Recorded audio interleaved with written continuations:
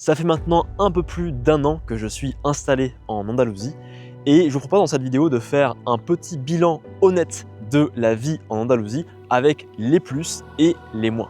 Et d'ailleurs, je vous propose directement de commencer non pas par la vision idyllique de l'Andalousie, mais par la version plutôt négative. Donc on va commencer par les moins. Et le gros moins, mais qui est un gros moins pour moi parce que je suis assez, pas phobique, mais presque, de l'administration. Et donc le premier moins, c'est l'administration. Donc évidemment, faire sa transition administrative de la France vers l'Espagne, et ici en l'occurrence vers l'Andalousie. Alors si vous pouvez, moi je vous conseille, si vous avez les moyens financiers de le faire, si vous êtes assez en aisance financière, de passer par un intermédiaire. Parce que vous avez des agents, alors je ne sais plus trop comment ils s'appellent en espagnol, vous avez des agents qui se coupent de tout l'aspect administratif pour vous. Parce que je vais vous retracer un petit peu rapidement les différentes étapes quand vous arrivez en Andalousie. D'ailleurs, vous commencer à le faire déjà en France au niveau du consulat en Espagne en France. Donc déjà, la première chose à faire, c'est ce qu'on appelle le NIE, pour numéro d'identification d'étranger, je crois, un truc comme ça, c'est pas très grave. C'est le NIE. Et ça, vous pouvez déjà commencer à le faire chez vous. C'est un peu chiant parce qu'en fait, le truc, c'est que moi, je l'ai fait en Espagne, pour le savoir, et qu'en Espagne, vous le faites, même quand vous le faites je pense quand vous le demandez au consulat, vous devez quand même vous rendre ensuite sur place dans un commissariat en Espagne. En tout cas, moi, j'ai fait comme ça parce que je l'ai fait directement en Espagne. Les démarches peuvent prendre du temps déjà parce que ça peut prendre parfois 2 semaines à 3 semaines d'avoir son rendez-vous au commissariat. Vous avez différents papiers à montrer au commissariat et ensuite parfois, si il vous manque un papier, c'est rebelote. Vous devez redemander un rendez-vous et encore une fois, vous attendez 3 semaines, etc., etc. Après le NIE, vous avez aussi avoir à demander l'empadronamiento. Si vous voulez, il faut attester que vous êtes bien résident dans votre ville. Donc là, ça se fait avec la mairie. Ça, c'est assez simple d'ailleurs, l'empadronamiento. Ça ne m'a pas demandé tant de travail que ça. Par contre, ça m'a demandé 2 rendez-vous différents. Un premier rendez-vous pour finalement montrer mes papiers. Et ensuite, le temps qu'il fasse l'empadronamiento, il faut que vous retourniez ensuite, ça peut prendre du temps. Moi, j'ai fait une demande pour aller un peu plus vite parce que j'étais un petit peu pressé. Donc, n'hésitez pas d'ailleurs à presser l'administration, c'est toujours mieux. C'est toujours mieux parce que sinon, vous allez pouvoir attendre longtemps, mais ça pouvait prendre 1 mois et demi, je crois. 1 mois et demi, c'est long. Moi, ça m'a pris quand même au moins 2 à 3 semaines. J'ai plus les choses en mémoire. Et une fois que vous avez fait ça, vous pouvez faire ensuite la transition en ouvrant votre compte bancaire, en immatriculant votre véhicule en Espagne parce que je pense que c'est maximum 6 mois en France pour immatriculer ensuite son véhicule parce que sinon après vous n'avez plus d'assurance en fait. Vous n'avez plus d'assurance, donc l'assurance si vous voulez elle se termine au bout de 6 mois en France, donc il faut vous immatriculer ici en Espagne. Et ensuite il y a tout ce qui est aussi de l'aspect du rattachement à la sécurité sociale ici en Espagne. Vous avez 2 choix d'ailleurs, soit vous prenez une sécurité sociale privée, donc ça coûte un peu plus cher évidemment, soit vous prenez une sécurité sociale publique. Parfois aussi, vous êtes obligé de passer par une transition par une sécurité sociale privée, le temps de vous mettre en place, la sécurité sociale publique. Pourquoi je dis ça? Parce que moi personnellement, je suis auto-entrepreneur et quand on est auto-entrepreneur, il faut faire la transition de l'entreprise en France vers l'entreprise espagnole. Donc ça aussi, ça prend du temps. Et le temps que se passe finalement cet processus administratif toujours très plaisant, eh bien, il faut évidemment vous assurer pour la santé. Une fois que vous avez ça et que vous avez créé votre entreprise, vous payez vos charges en Espagne et vous pouvez enfin profiter de l'assurance sur place. Il y a un autre point négatif de mon installation en Andalousie, mais je vous en reparlerai à la fin de cette vidéo. Et maintenant, on passe au point positif parce qu'il y en a quand même beaucoup de points positifs en Andalousie. Alors le premier point hyper positif en Espagne, et en tout cas ici en Andalousie, parce que je ne vous l'ai pas dit, mais je suis installé à El Puerto de Santa Maria, qui est une petite ville, enfin une moyenne ville de 80 000 habitants environ, dans le sud-ouest de l'Andalousie. Et le premier point qui est hyper satisfaisant, c'est qu'ici, les gens sont heureux. Les gens sont gentils. Et quand je dis les gens, c'est vraiment les gens. Je veux dire, vous croisez la caissière au supermarché, vous croisez l'épicier, vous croisez dans les marchés fruitiers. 99% des gens que vous allez croiser dans votre journée sont des gens positifs, sont des gens souriants. Et ça manque quand même pas mal en France. Alors je sais pas à quoi c'est dû, je sais pas si c'est dû au soleil ou à une culture locale, je sais pas. Je sais pas d'ailleurs non plus si c'est répandu vraiment dans toute l'Espagne, mais je pense qu'il y a beaucoup de personnes qui partagent vraiment la gentillesse des Espagnols sur les réseaux, donc je pense que c'est quelque chose qui est assez répandu dans l'Espagne. Mais en tout cas, d'autant plus je pense en Andalousie, ils sont peut-être encore plus dans cet aspect d'accueil, dans cet aspect d'être entre soi, notamment familial. Et ça fait vraiment beaucoup de bien. Je pense aussi en parallèle à ce premier point-là, sur le bonheur, sur l'aspect vraiment chaleureux, il y a aussi qu'on ne ressent pas du tout d'insécurité. Et alors, je parle en tant qu'homme, mais il faut savoir que les femmes de mon entourage, notamment par exemple ma mère, ils n'ont jamais ressenti en fait une insécurité. Que vous preniez la journée ou en début de soirée, vous ne ressentez pas du tout d'insécurité. Alors peut-être que ça joue aussi au fait que je suis installé à El Puerto de Santa Maria, qui encore une fois est une ville moyenne, et c'est pas Séville, c'est pas Cordoue, c'est pas Grenade, c'est pas Malaga, voilà, c'est pas Jerez de la Frontera. Et puis ce que j'aime particulièrement en Andalousie, ce sont ces fêtes locales. Alors en l'occurrence ici, souvent c'est des fêtes qui sont liées à la religion. Et en l'occurrence aujourd'hui, c'est le jour de Dimanche des Rameaux, on est en pleine Semaine Sainte, la Semana Santa. Et les fêtes religieuses, c'est beaucoup répandu en Espagne, particulièrement prisé aussi en Andalousie. Et derrière moi, donc on est Dimanche des Rameaux, et il y a une procession qui va arriver, et toute la semaine, du vendredi jusqu'à l'autre vendredi, donc là on est dimanche, ça va durer jusqu'à vendredi prochain, il y aura plein de célébrations.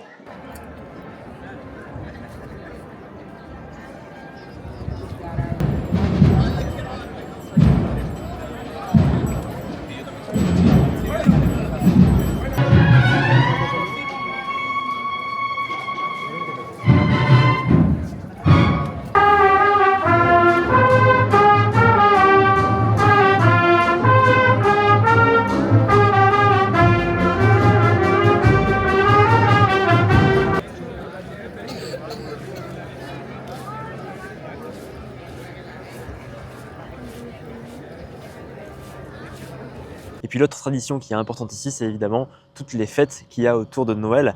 Et ici, la fête la plus importante, le clou du spectacle, c'est vraiment les Reyes Magos, donc los Reyes Magos, les rois mages, où vous avez donc le 6 janvier, vraiment tout un cortège, un défilé, un peu comme la Semaine Sainte, vous avez des cortèges qui défilent. Et là, c'est vraiment un moment unique, parce que j'ai jamais connu ça. En fait, vous avez des chars où on vous lance pendant, ça dure des heures en fait, et pendant des heures, on vous lance plein de bonbons, plein de surprises sur la tête, littéralement. Ça m'a presque mis un pet sur le nez quand j'en ai reçu un d'ailleurs. Et en fait, je pensais qu'on allait juste participer à ça pendant 30 minutes, le temps que le cortège passe. Mais en fait, le truc, c'est qu'on a participé à ça pendant toute la durée du cortège, donc de quasiment 3 heures jusqu'à 10 heures du soir. C'était littéralement dingue. Et ça, c'est un moment de communion parce que tout le monde est heureux, il y a de la musique, les gens dansent, les enfants, comme en Semaine Sainte d'ailleurs, participent au cortège, il y a des danses au sein du cortège, il y a de la musique, donc des musiciens. Et c'est un moment de communion, de bonheur qui est juste dingue. Parce que, encore une fois, ça n'existe pas en France. En France, je croise les doigts, on va peut-être revivre ça bientôt, dans quelques mois. Mais les moments de communion en France, on les connaît surtout quand c'est la Coupe du Monde de football et qu'on la gagne. En 2018, c'était juste fou. Et peut-être qu'en 2026, ça sera aussi le cas. J'espère, encore une fois, je croise les doigts en France pour la Coupe du Monde. Mais c'est très rare en France. Et c'est vrai qu'en Espagne, on retrouve cette communion et c'est juste, ça fait juste du bien en fait. D'ailleurs, au passage, en parlant de tradition, on peut aussi parler de tradition culinaire parce que, bon, oui, la France, on est clairement le top, bon, parmi les tops, peut-être pas le top 1, mais peut-être le top 1, mais on est parmi les tops niveau gastronomie. Mais en Espagne, franchement, ils se débrouillent pas trop mal. Et surtout, il y a des spécialités qui sont juste délicieuses, comme notamment, si vous voulez, la façon de cuisiner au niveau des tapas notamment. Donc le faire des tapas, ça n'existe pas forcément en France. Bon, maintenant, ça s'est bien sûr développé ailleurs, mais les tapas, beaucoup en Espagne. Aussi plein de mets particuliers ici, le salmorejo. Vous avez aussi ce que j'ai beaucoup aimé à Cordoue, le thon séché qui était juste une pure merveille. C'était comme un tourne d'eau, mais façon, si vous voulez, poisson. C'était juste délicieux. Vous avez aussi le rabo de toro, des croquetas. Souvent, les croquetas, ils font plein de choses frites aussi. Et les croquetas de toro, de rabo de toro, c'est juste magnifique. Donc voilà, il y a plein de choses. La paella, évidemment, et j'en passe. Donc voilà, plein de traditions et ça aussi c'est un point positif. L'autre élément très plaisant en Andalousie, c'est bien sûr son patrimoine, un patrimoine magnifique avec un type d'art qui est assez unique. Vous voyez derrière moi d'ailleurs le château qui a été bâti au cours du XIIIe siècle et qui est le résultat d'inspiration à la fois castillane mais aussi musulmane, notamment ici de l'Afrique du Nord. Et vous avez plein de monuments célèbres dans le monde entier en Andalousie, notamment donc vous connaissez les plus illustres, l'Alhambra de Grenade, l'Alcázar de Séville, à Cordoue, la grande mosquée des Omeyyades, ou encore Medinat Zahra, la ville palatiale des Omeyyades. Mais il y a plein de villes qui sont magnifiques et de monuments qui sont magnifiques en Andalousie. Vous avez par exemple la ville d'Antequera, vous avez la ville de Niebla que j'ai visité récemment, vous avez Fuengirola, vous avez Salobreña, vous avez aussi les Pueblos Blancos. Bref, vous avez plein de magnifiques, à la fois d'ailleurs des monuments mais aussi des paysages, parce que souvent ces monuments ils s'intègrent au sein de paysages qui sont eux-mêmes d'ailleurs magnifiques. Sur ce point, évidemment, la France, je pense, d'un point de vue de son patrimoine qui est très différent bien sûr, n'a rien à envier parce que c'est un des patrimoines là aussi les plus riches du monde entier. Donc pour résumer, si ce type de patrimoine eh bien, vous intéresse, vous passionne et vous l'admirez, évidemment, l'Andalousie va être vraiment un enchantement pour vous. Et j'en profite d'ailleurs, si ce patrimoine et cette histoire, notamment qui est liée à l'histoire aussi musulmane qu'on appelle d'Al-Andalus, la période d'Al-Andalus, vous intéresse, et si aussi vous comptez visiter l'Andalousie prochainement, sachez que je vous envoie régulièrement des mails où je vous présente en avant-première mes découvertes que je fais au fur et à mesure de mes visites. Si ça vous intéresse, ça se passe sur le premier lien en description. Vous avez juste à me transmettre votre mail. Oui, parce que j'ai oublié de vous dire, mais si je me suis installé à El Puerto de Santa Maria depuis maintenant plus d'1 an, c'est avant tout pour vous faire découvrir avec moi le patrimoine méconnu de l'Andalousie, hérité de la période d'Al-Andalus. Alors si ça vous intéresse encore une fois, vous avez le lien dans la description. Et d'ailleurs, les vidéos que je publie sur les lieux que je découvre, elles sont publiées sur ma chaîne principale, Averroès. Et puis l'autre point positif de l'Espagne, et tout particulièrement ici de l'Andalousie, ce sont ses paysages. Avec d'un côté tout l'aspect océan ou mer Méditerranée, et puis aussi des montagnes, des paysages aussi de plaines qui sont magnifiques, des vallées. C'est très varié, en tout cas pour l'Andalousie. Et moi, c'est vraiment des paysages que j'adore. En même temps, l'Andalousie, c'est extrêmement grand. Ça fait de l'est en ouest, c'est quand même 6 heures de route. Donc évidemment, vous avez beaucoup de diversité de paysages. Sans compter les multiples randonnées que vous pouvez faire autour de Grenade notamment, au sein des Pueblos Blancos, les villages blancs. Mais je pense que comme pour le patrimoine, au niveau des paysages, je pense qu'en France, on est quand même très bien gâté. On est un des plus beaux pays, je pense, sur ce point. Et puis avec les paysages, il y a quand même aussi le temps en Espagne. Le temps, il est juste radieux. Et tout particulièrement ici, en Andalousie. Là, je suis tout proche de Cadix aujourd'hui. On est début avril et à peu près, il est 10 heures ici. Et il fait, je pense, entre 17 et 18 degrés. Et on prévoit 25 à 26 degrés pour l'après-midi. Le revers de la médaille, c'est l'été. Parce que l'été, il fait quand même extrêmement chaud. Et même plus que l'été, parce que l'année dernière, il était fin mai. Et fin mai, il faisait quand même 43 degrés. 43 degrés. Alors, c'est quand même exceptionnel fin mai, mais mine de rien, en été, il fait quand même très très chaud et on dépasse régulièrement les 40 degrés, notamment à Séville. Moi, je suis sur la côte, ça va un petit peu mieux. On a quand même au moins 5-6 degrés parfois de différence. Mais c'est vrai qu'à Séville, c'est la ville extrêmement chaude d'Espagne et tout particulièrement d'Andalousie. Donc, alors oui, bien sûr, l'Andalousie est extrêmement bien équipée en climatiseur, mais ça pose toujours une question aussi d'un point de vue écologique. Donc c'est vrai que c'est un point négatif et aussi positif pour le coup, en tout cas pour l'Andalousie, mais il faut quand même l'avouer, 70 à 80% du temps, eh bien cette température, elle est vraiment très agréable à vivre. Et l'autre point qui est vraiment hyper positif en Espagne et peut-être encore plus en Andalousie, c'est que le sport est omniprésent par rapport en France. Et notamment, là derrière moi, vous avez un parc de calisthénie. Il y en a vraiment partout dans la ville. Je crois que dans un rayon de 1 km, il y a au moins 3 parcs de calisthénie. Et quand je vous parle de parc de calisthénie, c'est pas comme en France avec juste une barre de traction et des barres parallèles. Vous avez vraiment tout un parc entier. Et en plus, ce qui est vraiment intéressant, c'est qu'ici, vous avez à la fois des jeunes, vraiment des enfants, des adolescents, vous avez des jeunes adultes et aussi des personnes beaucoup plus âgées. Et ça, c'est vraiment cool. Desde cuánto tiempo empieza el deporte de manera general? Bueno, de manera general, en verdad yo llevo bastante tiempo no haciendo esto precisamente, pero ahora haciendo esto que veis aquí, esto es un parque de calistenia, ahora llevaré como 2 años más o menos. Cuando era pequeño jugaba fútbol, hacía otro tipo de deporte, hacía deporte en casa, hacía footing, pero ya luego con la edad, con las lesiones, pues ya tuve que cambiar. Y entonces empecé a hacer senderismo y luego ya, como ya he dicho, ahora como un par de años vi este tipo de ejercicio con gente joven, gente menos jóvenes y empecé a animarme con esto. Entonces yo ahora, como ya he dicho, ahora llevo 2 años y la verdad es que me encanta el ejercicio aquí al aire libre, que es lo mejor que podemos tener. Así que os animo a todos a que lo hagáis. ¿Cuántos años tienes hoy? Bueno, es una pregunta un poco indiscreta, pero me da igual. Yo he cumplido 72 años. Vamos, me queda poco para 73. Y bueno, si os tengo que decir la verdad, me encuentro mejor que cuando tenía 50, que el deporte es lo mejor que hay. Y este tipo de deporte, sobre todo, porque como estáis viendo, esto se hace con el cuerpo. El deporte, como todo el mundo sabe, es salud. Tú haces mucho deporte y olvídate de tantas pastillas. Te olvidas del sofá, te olvidas de la televisión, te lías a caminar y haces deporte. Sobre todo la calistenia, que ya os digo que es una maravilla. Yo estoy encantado. Así que ánimo. Y oye, y en Francia, que tenemos, estáis ahí muy cerca, ahí os animo a los alcaldes, al presidente, a quien sea. Cread parques de calistenia que se os va llena de gente, ¿eh? ¿Cuál es tu nombre? Bueno, mi nombre es José Manuel, pero todo el mundo me conoce por José. Muchas gracias. Bon, maintenant, on va s'attaquer au point négatif dont je vous ai parlé, que je vous ai un petit peu teasé en début de vidéo. Et d'ailleurs, au fur et à mesure de mes tournages de cette vidéo, j'ai trouvé aussi d'autres petits points négatifs que j'aimerais vous partager. Alors, le premier point, et qui est le point principal négatif, mais je pense que ça vaut pour toutes les expatriations ou toutes les installations assez de longue durée dans des pays étrangers, c'est que vous allez vous sentir assez seul. Et là, je parle notamment du point de vue de l'auto-entrepreneur. Parce que, alors l'Andalousie d'ailleurs, il faut en parler, c'est aussi un point négatif, hein, ça peut être un point négatif, c'est une région assez pauvre. Je ne sais pas si c'est la région la plus pauvre d'Espagne, mais je pense qu'on ne doit pas être loin de ça. Donc souvent, quand les étrangers s'installent, ce sont des auto-entrepreneurs. Auto-entrepreneur, moi je travaille vraiment tout seul, de A à Z. Et ça veut dire que quand je suis arrivé ici, je n'ai pas de famille ici, je parlais un petit peu quand même espagnol, mais franchement pas des masses, et surtout à l'oral, je me débrouille beaucoup moins bien qu'à l'écrit. Et donc je suis arrivé seul. Le truc, c'est que moi, en plus, je suis introverti. Ça ne veut pas dire que je suis forcément timide, même si je le suis un petit peu.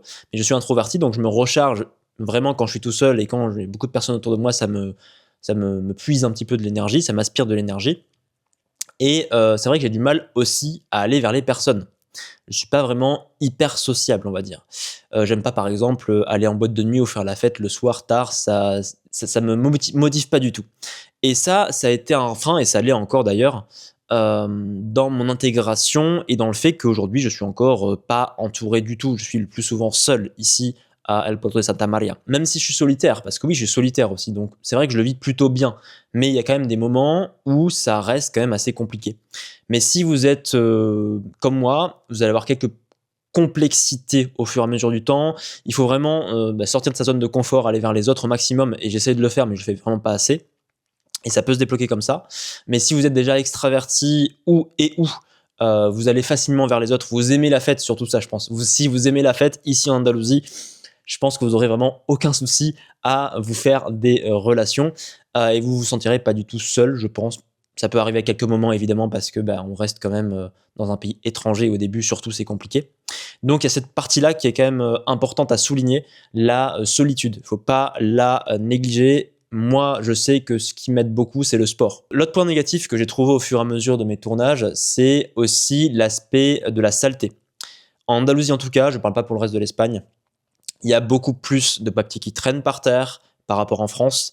Il y a beaucoup plus de crottes de chiens sur les trottoirs, donc il faut vraiment bien vérifier, sinon vous allez vous retrouver avec une belle crotte sous la semelle et ça fait jamais plaisir.